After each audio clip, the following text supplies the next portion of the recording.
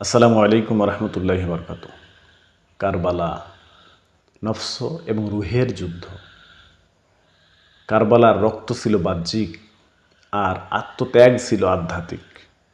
এই ঘটনা আমাদেরকে বলে, তোমার ভিতরের এজিদি আত্মাকে মেরে ফেলো এবং হোসাইনি আত্মাকে জাগিয়ে তোলো। তাহলে এ কথা কেন বলা হলো? নফস এবং রুহের যুদ্ধ। কারবালার যে যুদ্ধ সংগঠিত হলো, সেখানে এজিদ বাহিনীর যে সৈন্য ছিল, তাদের মধ্যে হাফেজে কোরআন ছিল, মুফতি ছিল, মুহাদ্দিস ছিল। কোরআন জানতো, হাদিস জানতো, কিন্তু মানত না।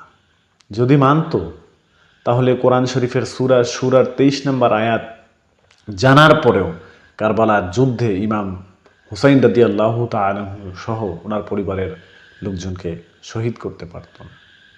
কেন? আল্লাহ রাব্বুল আলামিন বলেন, বিসমিল্লাহির রহমানির রহিম, কুল্লা আসআলুকুম আলাইহি আজরান ইল্লা মাওয়াদ্দাতা ফিল কুরবা। হে হাবিব, আপনি তাদেরকে বলেন, আপনি যে তাদেরকে ইসলামের পথে নিয়ে আসছেন, দ্বীনের পথে নিয়ে আসছেন, ইমানদার বানিয়েছেন, মুসলমান বানিয়েছেন, এর জন্য কোনো আজরি মজুরি বিনিময় চাচ্ছেন না। একটু জিনিস চান, সেটি হচ্ছে আপনার পরিবারের ভালোবাসা।